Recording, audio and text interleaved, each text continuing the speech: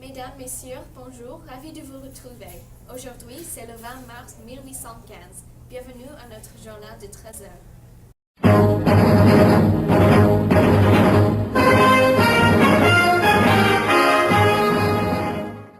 On approche l'anniversaire de l'exil de notre ancien empereur Napoléon Bonaparte. Le 30 mars de l'année dernière, il était exilé sur l'île d'Elba. C'est la période de l'année quand les oiseaux reviennent. Les Français célèbrent le début du printemps. Cette semaine, nous avons des températures très élevées. Au sud de la France, on a battu le record de 1763. Mais d'abord, on a un reportage spécial sur Napoléon. Notre correspondant, Johanna Dos Santos, nous joint de Corse.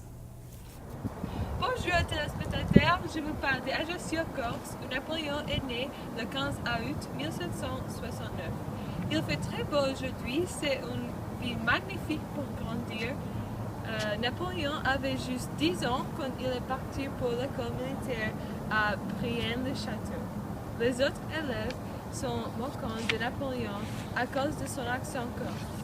Il excellait en maths et il était le premier Corse qui est diplômé de l'école militaire.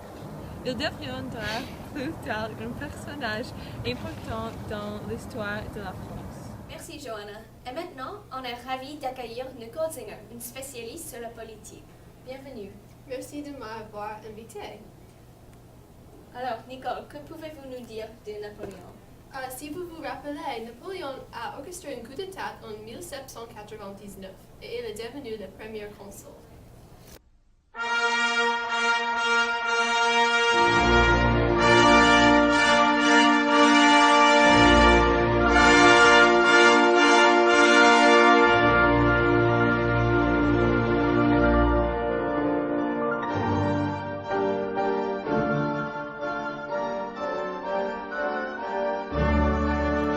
Après notre rencontre avec la Russie, Napoléon a été exilé à Elba.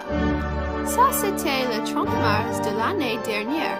Et bien sûr, depuis, nous avons été gouvernés par Louis XVIII. Merci Nicole. Et maintenant, on passe à Johanna qui demande aux gens dans les rues de Paris ce qu'ils pensent de l'arrivée du printemps. Bonjour mademoiselle, êtes-vous contente? Le printemps est arrivé. Oh, je suis très content, oui, ça m'a fait beaucoup de plaisir de revoir le soleil et de faire des activités en plein air. Il semble que tout le monde a l'air heureux, mais bah oui, il fait très beau. Bonjour mademoiselle, que pensez-vous de l'arrivée du printemps? Alors, je déteste l'hiver. On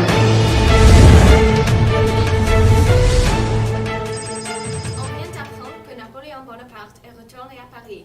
C'est très choquant. Après une année sans Napoléon, les gens sont bouleversés d'apprendre qu'il est retourné. Nous avons envoyé notre journaliste dans les rues de Paris tout de suite. Nicole, comment est-ce que les citoyens réagissent à ces informations? Bonjour, je suis au cœur de Paris, où on voit les gens qui étaient étonnés quand ils ont découvert que notre ancien empereur est retourné aujourd'hui. Salut madame! Bonjour. Que pensez-vous du retour de Napoléon? Je trouve que c'est sensationnel. Je suis tellement heureuse et ravie de voir ce que Napoléon fera avec le nouvel gouvernement. C'est fantastique. Merci beaucoup. Et vous, mademoiselle, qui préférez-vous? Louis XVIII ou Napoléon? Louis XVIII n'est pas un bon leader. J'ai préféré Napoléon. Pourquoi? Louis n'a pas assez d'expérience et il détruit notre économie. Merci, mademoiselle. Je crois que les Français sont contents d'accueillir Napoléon. Mais avant de revenir au studio, on va parler avec cet homme qui s'appelle... Ah, salut, je m'appelle Jean Thibault Decaux. Je suis le fils du fameux surfeur Johnny Decaux. Vous connaissez? First, let me take a selfie. Ah oui, C'est magnifique. c'est le meilleur surfeur du monde. Alors, C'est que puis-je magnifique. faire pour vous? Et vous heureux du retour de Napoléon? De Napoléon, il va revenir. Oui. Mais il est idiot, ce Napoléon. Mais il fait des choses incroyables. Enfin, c'est la folie, ces guerres à l'étranger. Il envahit la Russie en hiver sans vêtements corrects pour la saison. C'est la mort. Attends, je n'ai pas fini. C'est la mort pour nos soldats. C'est la ruine pour la France. La France est affaiblie par cet idiot, ce fou, ce fanatique. Je suis désolée, mais malheureusement, nous n'avons plus de temps. Napoléon, en bas Napoléon. En bas Napoléon. Voilà, on a eu une journée très surprenante. Nous allons continuer de vous informer sur ce que se passe avec le retour inattendu de l'empereur. Merci à tous pour avoir regardé les actualités de 13h et bonne journée.